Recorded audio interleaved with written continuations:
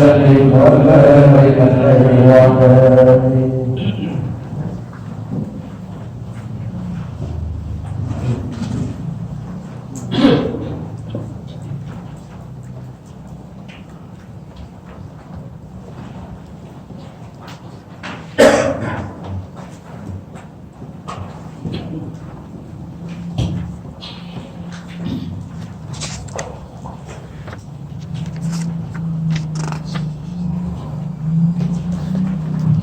Bismillahirrahmanirrahim.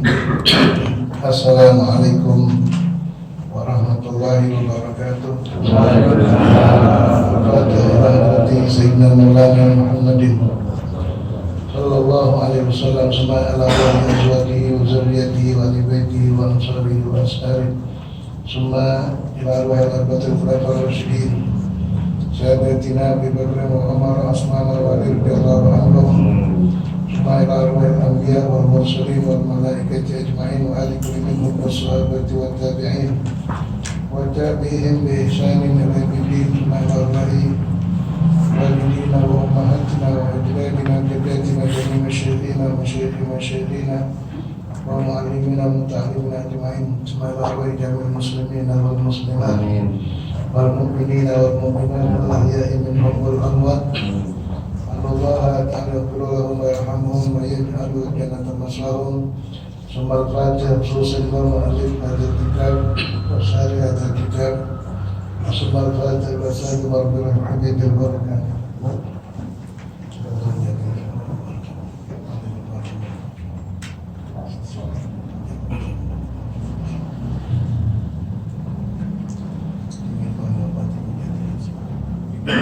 Allah yu'minu darajatihim fil jannah wa yaj'aluhum birrahmah wal maghfirah wa yu'hibu alaina min barakatihim wa sururihim wa rahmatihim wa nafahatihim wa imdadihim fid din wa dunya wal akhirah.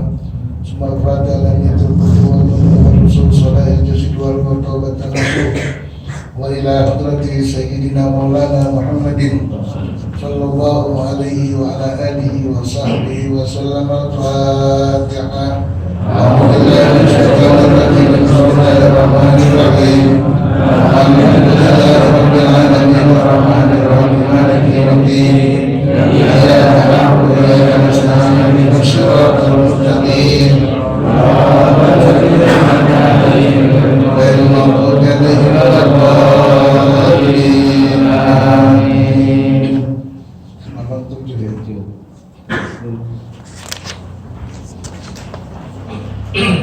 Nomor 7 baris kedua. Itu Aslun alladhi yadkhulu minan najasah. Bismillahirrahmanirrahim. Alhamdulillahi rabbil alamin wa bihi nasta'inu ala umuri dunya waddin wassalatu wassalamu ala asyrafil anbiya wal mursalin wa ala alihi wa sahbihi ajma'in. Allahumma salli wa sallim wa barik ala sayyidina Muhammadin al-Fatih lima ughliqa al-khatim lima sabaqa an-nasir al-haqqa bil-haqqi wal-hadi ila siratikal mustaqim wa ala alihi wa sahbihi haqqa qadrihi wa miqdarihil azim.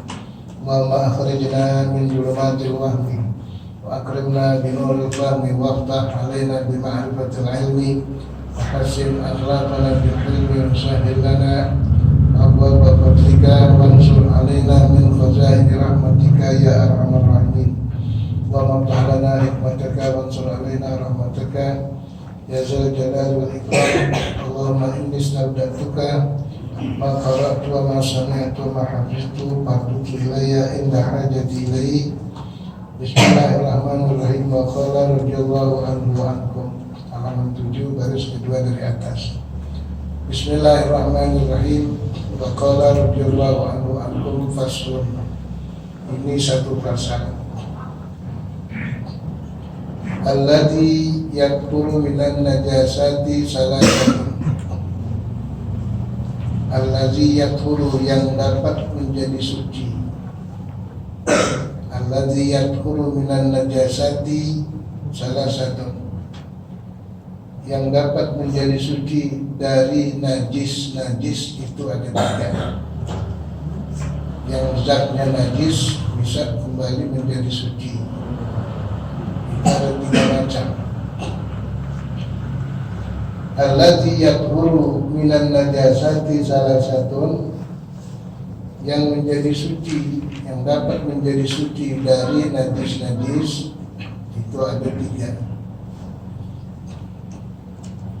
Yang pertama al-khamru. Yang pertama arak, minuman keras. Arak itu hukumnya najis. Arak hukumnya najis. Kasiruhu wa qaliluhu sawa. Kecil, dikit, banyaknya sama. Ini kalau khamar, minuman keras, arak, hukumnya najis. Tapi nggak bisa dibawa sembahyang. Kita ngantongin vodka, ngantongin bir. Karena khamar ini najis. Di samping memang memabukkan, tapi zatnya juga najis. Lain dengan bahan-bahan lain yang memabukkan seperti ganja, ya, itu juga dapat memabukkan tetapi tidak najis karena dia dari tumbuh-tumbuhan, daun ganja. Atau yang lain, pil-pil yang lain, ya, ekstasi itu, atau narkoba segala macam itu zatnya tidak najis, sekalipun dia dapat memabukkan tetapi tidak najis. Boleh nggak dikantongin? Kantongin ganja harus bayar. Kantongin narkoba itu tidak najis, tapi kalau khamar najis. Kena tangan baju, kecepretan baju kita,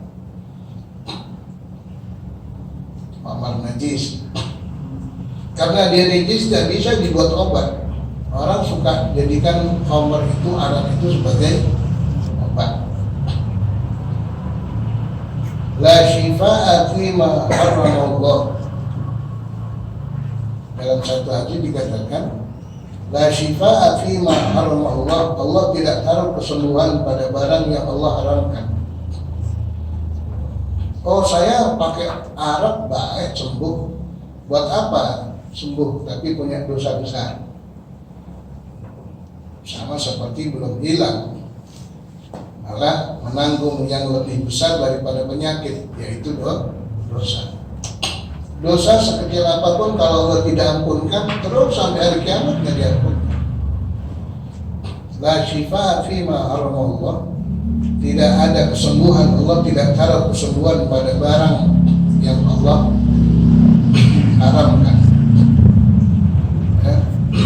Sekalipun tujuannya untuk obat, tidak boleh. Kan masih banyak obat yang lain. Kenapa tidak gunakan obat yang halal yang tidak dilarang agama? Padahal hakikat kesembuhan dari siapa? Kesembuhan. Kalau asma makanan dikampret, ada begitu kan? Kalau gatel-gatel makanan kadal, atau makan darah ular, daging ular di glodok banyak tuh. Kalau mau kita buat daging ular, sate daging ular, antum ke glodok. Gajah Mada, hati-hati beli mie ayam daerah situ ente. Ya, karena banyak mie ayamnya menggunakan apa? Tadi ada tempat-tempat yang jual sate ular kobra, darah ular kobra, otak monyet.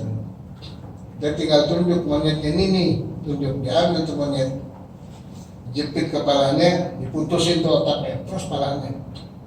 Kelihatan tuh otaknya tuh, tinggal ambil lada, garam, lada, makan gitu.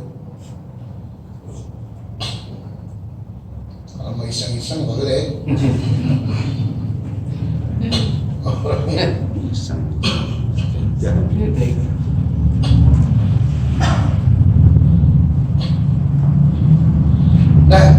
khamar Arab yang memang statusnya najis ain, zatnya itu najis, bisa menjadi suci. Bisa menjadi suci. Apabila suci boleh kita makan, nggak haram kita pegang.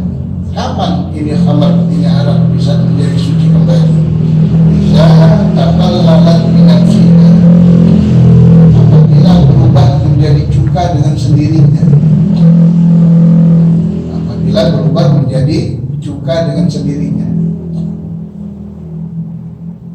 Antum jangan berpikir minumannya cuma sebotol, pabrik berapa kerat itu, berapa ribu botol, ya, di pabrik minuman keras, karena sudah tahunan begitu dibuka asam dan tidak lagi memabukkan, berarti sudah menjadi cuka. Ketika sudah berubah menjadi cuka maka halal, tidak lagi memabukkan, rasanya bukan lagi rasa arak, bukan rasa khamar, tapi dengan syarat perubahannya itu tidak diproses, tidak melalui proses, nggak ditambahkan zat, nggak. Takhallalat binafsiha, berubah menjadi cuka alami dengan sendirinya. Kalau pakai diproses, pindahin keluar biar kena sinar matahari, kemudian berubah menjadi cuka, tidak halal. Atau ditaruh di tempat yang teduh biar kedinginan sehingga bisa berubah menjadi cuka, tidak halal. Itu ada proses. Atau dibuka semua tutup-tutupnya, masuk angin jadi berubah jadi cuka, tidak halal. Yang halal apabila khamar ini berubah menjadi cuka dengan sendirinya tanpa ditambah, dikurang atau diproses, sampai dipindahkan tempatnya, dijemur, tutupnya, atau ditambah air, ditambah cairan, itu tidak. Yang menjadi suci kembali apabila arak itu ya yatakhallala binafsiha, berubah menjadi cuka dengan sendirinya secara alami. Coba kalau sampai jumlahnya ribuan botol, bazir nggak? Bazir. Ketika dia menjadi cuka, maka berubahlah yang tadinya hukumnya haram, tidak boleh dikonsumsi, maka boleh dikonsumsi, dan jualnya pun tidak menjadi haram karena sudah berubah hukumnya. Itu yang pertama. Yang kedua, wajildul maitati zadubidha. Dan yang kedua, jildul maitati, kulit bangkai. Kulit bangkai biasanya hewan yang haram dimakan, atau hewan yang halal dimakan tetapi tidak disembelih dengan sembelihan syariat. Kambing matinya bukan disembelih, tapi tabrak mobil sehingga jadi bangkai. Kulit sapi, ya, atau binatang-binatang yang tidak halal dimakan, macan, singa, beruang, ya, dan juga kulit ular, itu najis semua karena dagingnya haram dimakan. Nah, kulitnya yang memang statusnya bangkai bisa diproses menjadi suci. Dengan apa? Bidibagi, dengan cara disamak. Bidabagi, dengan cara disamak. Jadi yang kedua, wajildul maitati, dan kulit bangkai izadubidha, apabila kulit itu disamak. Kita belum pernah melihat orang sedang menyamak kulit. Katanya daerah Sukabumi banyak. Mungkin antum sekarang kan gampang nih, antum bisa lihat di YouTube, ya, penyamakan kulit ular atau penyamakan kulit. Di situ ada semuanya. Daerah-daerah kampung-kampung yang memang masyarakatnya kerjaannya apa? Penghasilannya menyamak kulit-kulit hewan, ular. Kan banyak sekarang kulit ular jadi dompet, ya, jadi sabuk, jadi tas. Nah, itu setelah melalui proses penyamakan, maka kulit itu menjadi suci. Ketika sudah menjadi suci, boleh kita gunakan, boleh kita pakai. Tentunya bukan buat dimakan, tapi untuk digunakan. Kalau sudah suci, jadi dijadikan sabuk, diajak sholat, boleh. Ya, dijadikan dompet, dijadikan tas, kulit ular. Dulu waktu awal-awal banyak tuh yang nawarin kulit keliling ya, sabuk, dompet, tas yang terbuat daripada kulit ular atau kulit singa macan. Ya, kalau orang-orang yang adaan gitu disamak, ditaruh di ruang tamu. Ya, ada kulit macan, kepalanya kadang-kadang masih ada. Itu disamak dulu, karena kalau tidak disamak, ya najis. Ya, disamak dulu, kulitnya dijadikan hiasan di ruang tamu.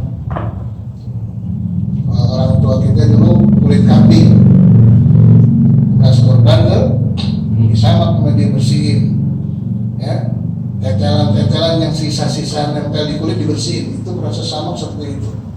Kemudian digosok dengan ya, daun-daun yang sepet-sepet atau yang pahit-pahit buat cuci dia punya kulit. Kalau itu samak berhasil, kalau ini kulit direndam berhari-hari nggak menimbulkan bau busuk. Biasanya kalau kulit kambing bau apa? Busuk, karena itu memang belum disamak. Kalau proses samaknya berhasil, itu kulit tidak timbul bau-bau ya yang busuk,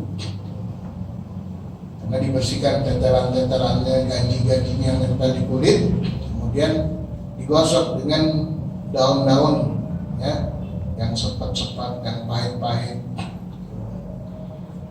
Ada lagi, dia menyamak dengan bizal hamamin, ya, digunakan tai burung dara. Tai burung dara sangat efisien buat menyamak kulit. Dalam kitab Fathul Qarib menjelaskan salah satu alat untuk menyamak zar'i hamamin, banyak orang menggunakan tai burung dara. Kita nggak paham kita, ya, untuk menyamak kulit. Setelah itu dibersihkan, tandanya berhasil dia menyamak, maka itu dari kulit tidak lagi menimbulkan bau busuk. Sekalipun direndam berhari-hari, berarti berhasil, berarti suci.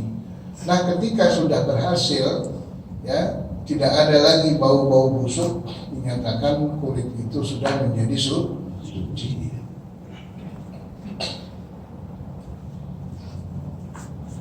Ini kulitnya bukan satu buat apa? Ngomong tenaga. Ya, kambing, sapi berapa ekor, puluhan ekor mati.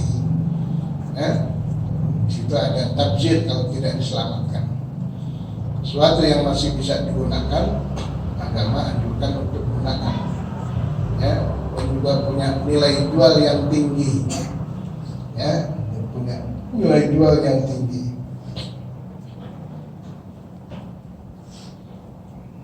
Wajildul maitati idza jubira, dan kulit bangkai apabila disamak. Itu yang kedua. Yang ketiga, sesuatu yang menjadi suci dari najis, wa ma sara haywanan, dan sesuatu yang menjadi binatang. Sesuatu yang berubah menjadi binatang. Apa contohnya? Ada bangkai hewan mati, ya. Najis kan? Najis. Lambat laun muncul dari binatang itu belatung-belatung. Bangkainya najis kan? Najis.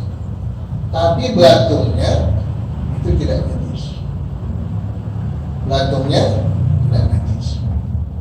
Karena belatung ini bukan terjadi dari bangkai, tapi memang hidup di atas bangkai, bukan terjadi dari bangkai. Sekalipun hewannya hewan yang mughalladhah, seperti anjing dan babi, ketika dia mati membusuk keluar itu belatung-belatung. Nah, belatungnya tidak sama dengan bangkai babinya, tidak sama dengan bangkai anjingnya. Kalau bangkai babinya termasuk najis mughalladhah dan juga bangkai anjingnya termasuk najis mughalladhah, najisnya berat yang tidak bisa bersih kecuali dibasuh 7 kali dan campur tanah. Itu cara membersihkan najis mughalladhah. Ya, muncul itu belatung-belatung. Nah, belatungnya ini termasuk sesuatu yang suci, sekalipun ya adanya di bangkai babi dan anjing. Muncul di mana saja itu belatung. Di pete ada nggak di pete? Enggak.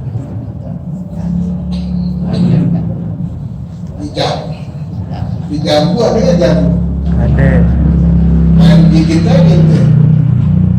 Kegigit ketelan najis nggak? Enggak. Ya, tapi jangan sengaja dimakan. Dipetik, kerebus. Iya. Makanya Sayur. petik kan, petik rebus tuh. Petik pada bolong-bolong ada apa itu? Belatung. Atau muncul di mana saja. Bukan hanya dari bangkai, tapi dari buah-buahan juga ada. Seandainya itu belatung lompat hidup, jatuh ke kantong kita ke bawah sholat, nggak najis. Tidak ya? Tapi yang mati yang najis. Bangkai belatung najis, baru itu yang mati najis. Termasuk hewan bangkai. Kalau kegigit maka telan. Halal udah, sedap. Gurih.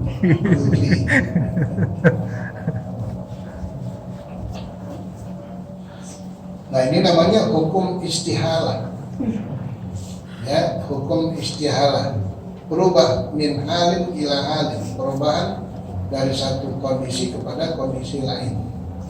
Ya, yang melalui proses hukum istihalah ini banyak. Bukan hanya khamar bisa menjadi cuka, bukan hanya kulit ya bisa menjadi halal setelah disamak, dan bukan hanya munculnya belatung dari bangkai najis. Banyak hukum-hukum istihalah yang berubah dari najis menjadi halal. Darah hukumnya apa? Najis. Ya. Melalui kekuasaan Allah maka jadi susu ASI itu yang dihisap bayi seorang ibu itu asalnya darah. Makanya dia kalau lagi nafsu marah, ibu saya tidak suka darah daging saya diminum. Kapan ini anak minum darah? Susu itu darah siapa? Si ibu. Juga sperma asalnya darah. Melalui proses hukum istihalah berubah dari satu keadaan kepada keadaan lain, disebut dalam fikih hukum istihalah. Berubah dari satu hal kepada hal yang lain. Yang tadinya najis berubah menjadi suci. Sperma asalnya darah. Ya, asalnya apa? Darah berubah menjadi sperma jadi suci. Susu ASI asalnya darah. Maka melalui hukum istihalah menjadi susu ASI. Ini namanya hukum istihalah. Telur ayam tadinya darah. Buktinya kalau memang itu gagal untuk reproduksi, maka akan kembali ke asalnya. Ini telur tumbuh dari darah karena nggak jadi, kembali kepada asal. Tapi kalau telur tumbuh di dalamnya ada apanya? Darah. Yang tadinya sudah menjadi sperma, telur, tiba-tiba gagal kembali kepada bentuk aslinya darah. Jadi telur tumbuh bukan ada darah, itu gagal. Itu namanya hukum istihalah. Yang tadinya haram bisa menjadi halal.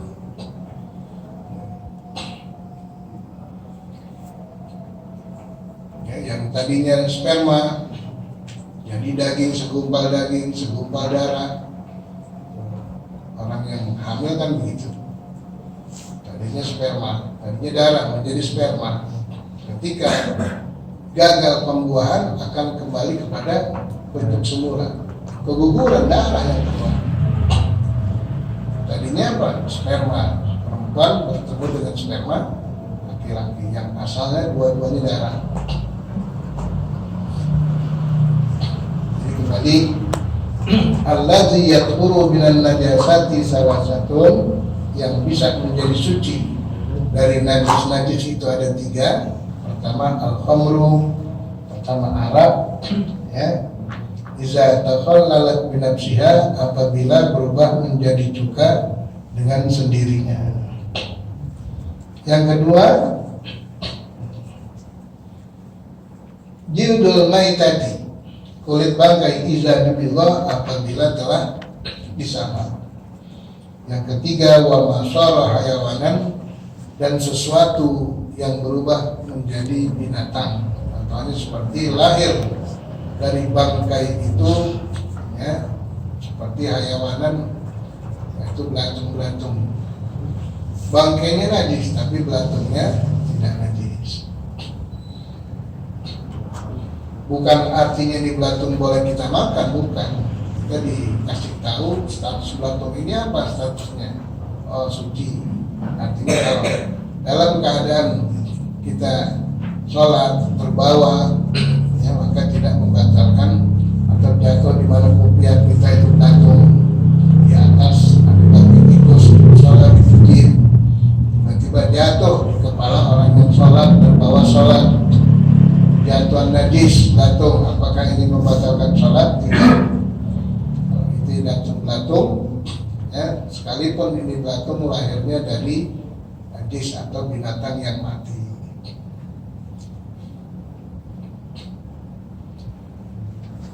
Kita lanjutkan sedikit. Fasal berikutnya, an-najasatu salasatun.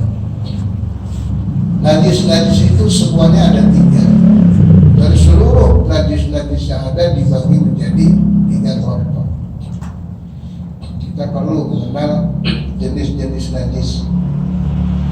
An-najasatu salasatun. Najis-najis itu ada 3. Yang pertama mughalladhatun, najis yang mughalladhah. Wa mukhaffafatun, yang kedua najis mukhaffafah. Wa mutawassitatun, dan yang ketiga najis mutawassitah. Mughalladhah artinya berat atau tebal, ya. Yang pertama najis yang berat, yang tebal, mughalladhah, ghalizun. Yang kedua najis yang mukhaffafah, yang ringan sekali, tipis, ringan.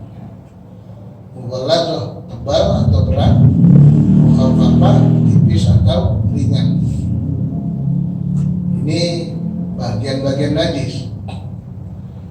Bagian yang ketiga najis mutawassithah, pertengahan, dibilang keras tidak, dibilang ringan tidak.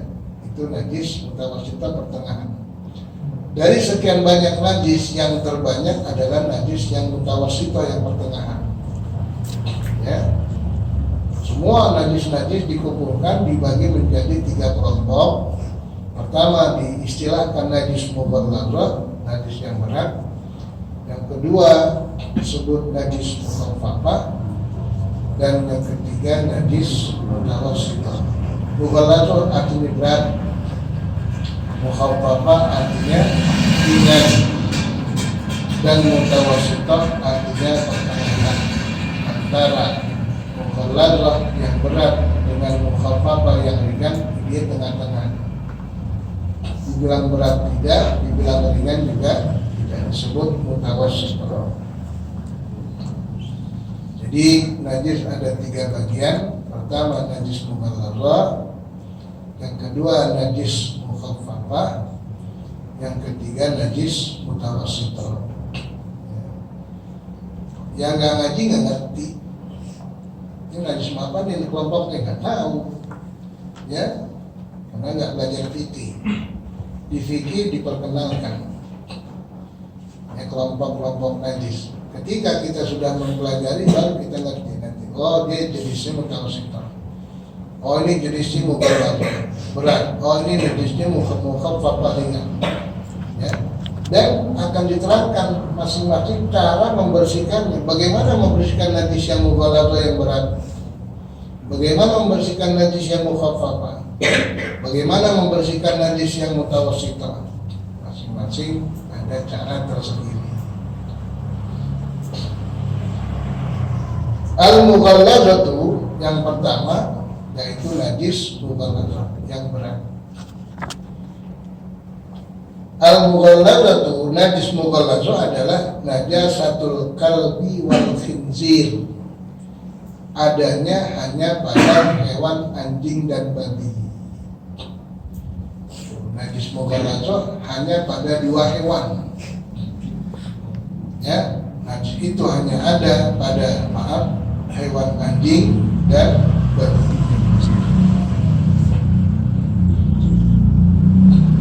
Semua ya yang terbitnya dari dua hewan ini najis.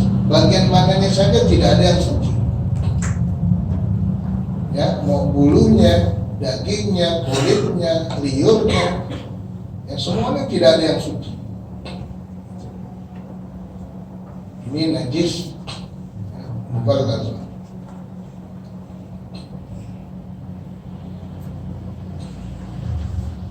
Al-Quran mengatakan hurrima alaikum lahmul khinzir.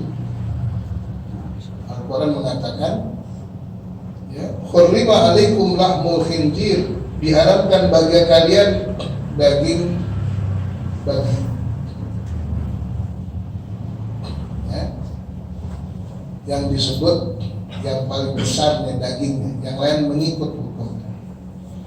Oh berarti kalau Quran nyebutnya mendaging, kulitnya nggak apa-apa dong? Bukan begitu maknanya.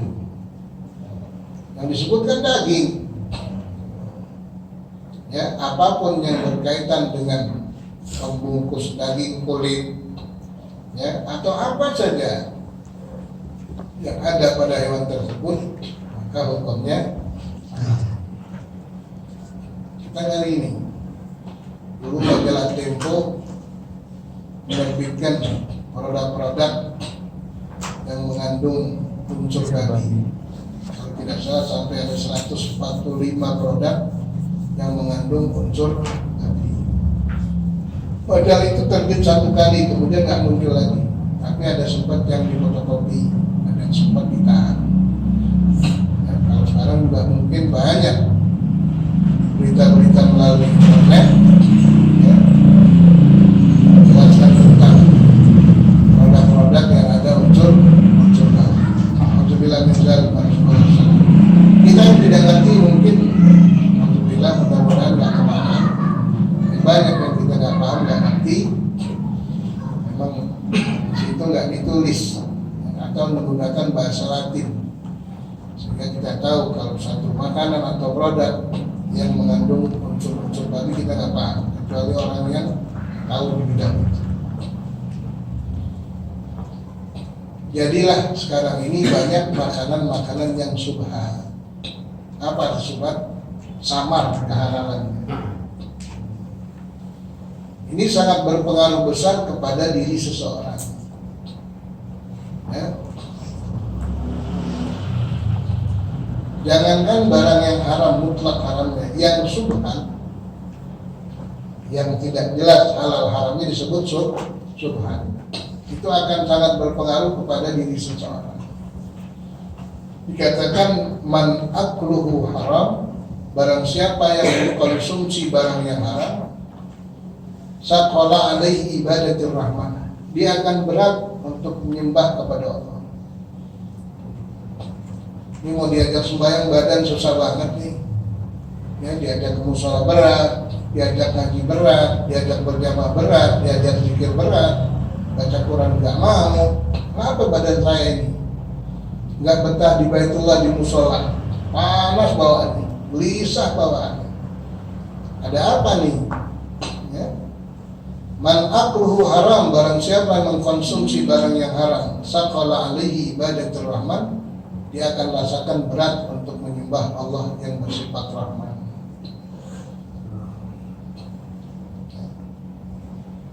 Jadi orang yang sering mengkonsumsi barang yang haram, sulit badannya diajak untuk ibadah kepada Allah Subhanahu wa taala. Kita harus perhatikan ada apa nih? Lihat orang gancang banget, rajin bolak-balik, ya, rajin bolak-balik, rajin baca Quran, rajin zikir, semua pekerjaan-pekerjaan ibadah-ibadah yang baik dengan mudahnya dia laksanakan. Tapi kita kenapa ini? Ini pengajian kalau sampai jam 10 kuat gak gara-gara ini? Jam setengah 8 gelisah udah. Kan kelihatan kalau gelisah. Terus.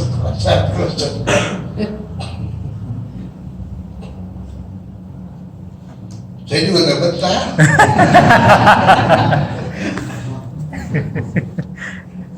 Sediaan airnya air hangat kayak dingin. Iya kan? Gak usah manis, saya gak suka manis. Yang penting teh hangat. Jadi saya gak berani minum. Bukan ngasih tahu, bukan. Gak disiapin juga gak apa. Saya bawa sendiri.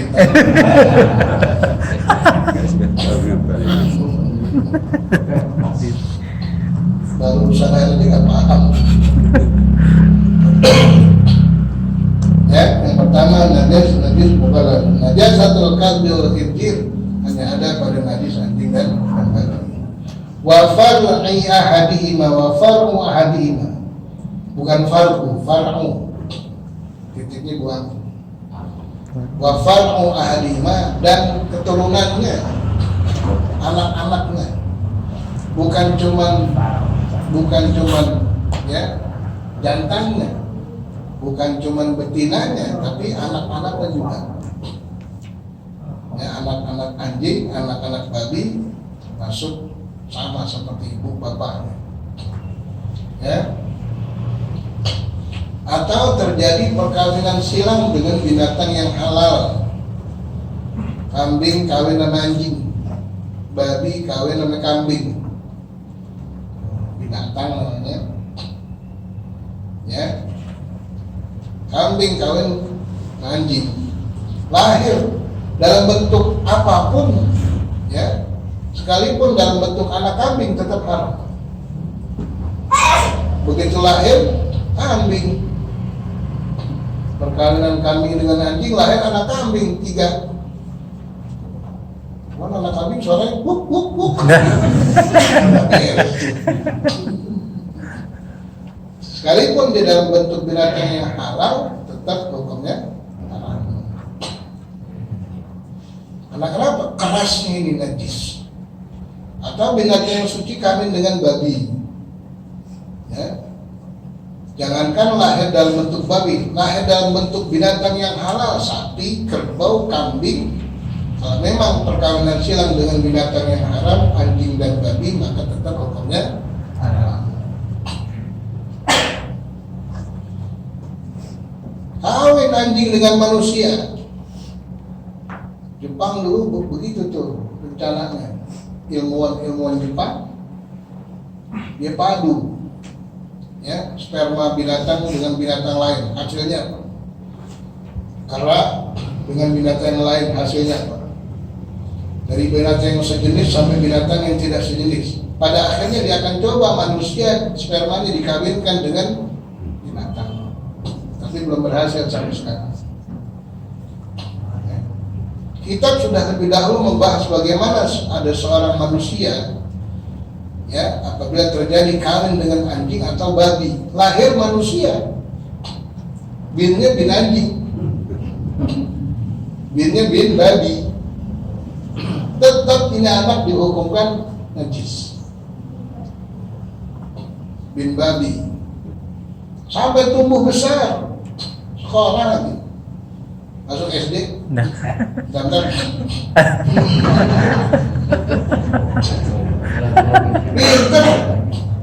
ngaji, ikut ngaji, hafal surah-surah, azan suaranya cakep. Bagaimana sah nggak azan? Sah azan kalau dia sudah tamyiz, tapi jangan dipegang karena dirinya najis. Jadi imam di alih kelas, babi sah jadi imamnya karena memang asal kejadiannya seperti itu. Tapi jangan salaman sama dia kalau selesai. Karena zat badan ini mengandung najis mughalladh. Sampai begitu ulama bahas dalam kitab Al-Baijuri, Syarah Fathul Qarib, Hasyiah Fathul Qarib diterangkan. Serangkan bagaimana kalau ini hewan kawin dengan manusia, lahir manusia, tetap itu manusia, lebih berat ke anjing dan babinya, najis. Saking kerasnya ini najis. Jadi najis yang mughalladh ini, yang berat ini hanya ada pada hewan anjing dan babi. Wa ma tawallada minhuma, apa saja yang lahir dari dua hewan tersebut, atau min ahadima, perkawinan silang antara hewan suci dengan anjing dan babi, lahir dalam bentuk apapun tetap dihukumkan najis. Sehingga kalau memang terjadi perkawinan dengan manusia, anaknya tetap dihukumkan najis. Itu yang pertama. Yang kedua, cukup sampai di sini. Kita sudah bisa. Maka kita sudahkan dulu. Wallahu a'lam bishawab. Kasih tanda.